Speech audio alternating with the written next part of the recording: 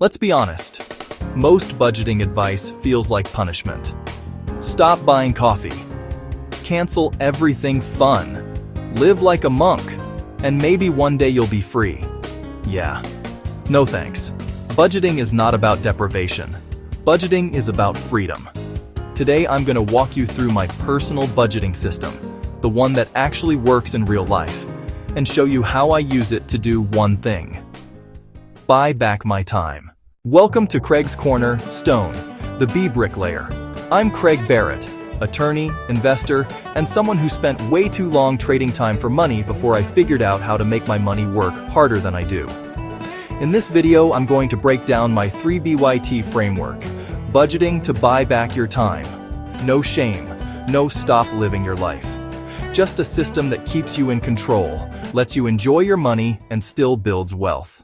Before we talk tactics, we need the philosophy, because this drives everything I do financially. Here's my hierarchy. 1. The goal of budgeting is to create savings. 2.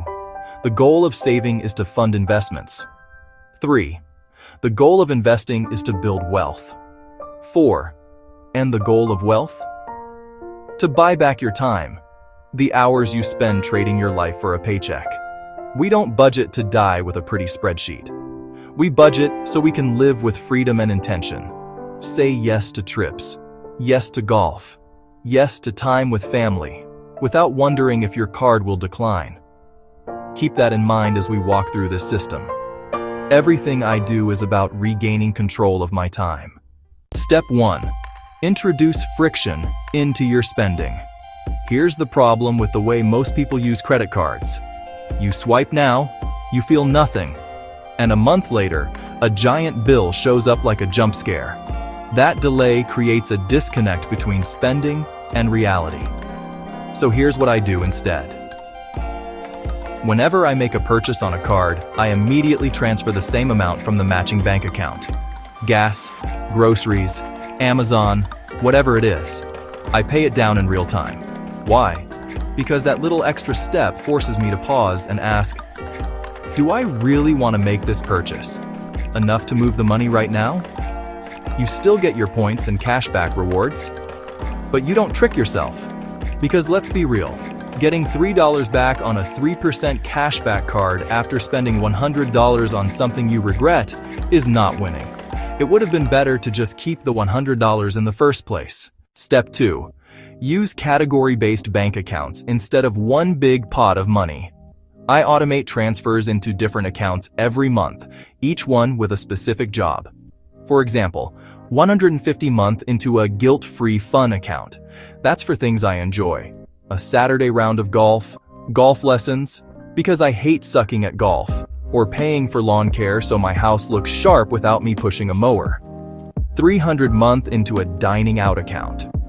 When I go out to eat, I already know. This has been paid for in advance. $1,000 in a small emergency fund for life's nonsense, tire blowout, leaky pipe, random repair. And on top of that, about 3% of my non-retirement investments stay in cash as an extra buffer. I split these across places like Navy Federal and SoFi, and here's the key. When the account is empty, the spending is done. No guilt, no guesswork. I don't have to feel whether I can afford something, my accounts tell me.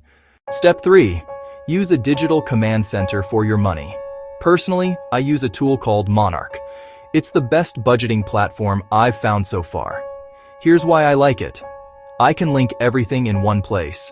Checking, savings, credit cards, brokerage accounts, retirement, all of it. I can plan months ahead. Set custom goals, see whether I'm on track, get alerts before I overspend a category, and maybe most important, it calculates my net worth in real time. It's not about micromanaging every penny, it's about making the invisible visible. Seeing how each dollar moves me closer, or further, from my goal of buying back my time. Step 4. Use your budget to build investment fuel. Remember, saving is not the finish line. The point of saving is to create capital you can invest. Because of the system I just walked you through, my spending stays intentional, my savings are automated, and that frees up cash that becomes my investment fuel. That fuel goes into monthly contributions to my brokerage and retirement accounts, a strategic mix of ETFs, REITs, and growth stocks, and option strategies that generate income and help hedge against market dips. The rule is simple. Every dollar I don't waste becomes a dollar I can put to work building wealth. Step 5. The classic rule that everyone quotes and almost no one actually implements. Pay yourself first. Here's what that looks like in practice. I set up automatic transfers that go to savings buckets, investment accounts, and those category-based accounts before I ever see the money in my main checking account.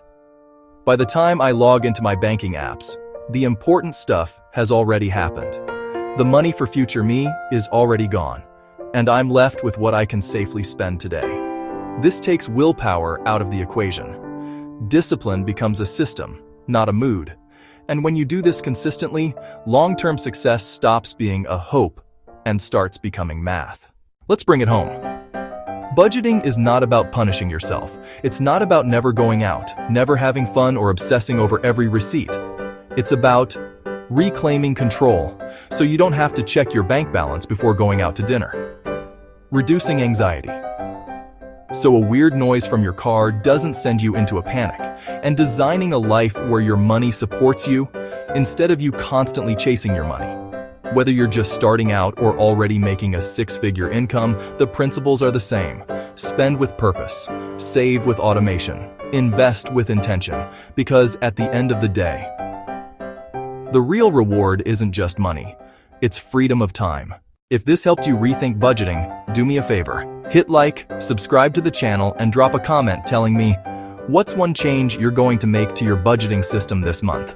If you want more content like this, you can also subscribe to Craig's Corner of Stone, where I share my real-time journey building wealth and buying back my time.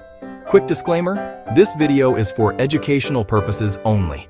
It's not financial or legal advice, and it's not an endorsement of any specific product. I'm sharing what works for me. You should talk to a qualified financial professional before making decisions about your own money.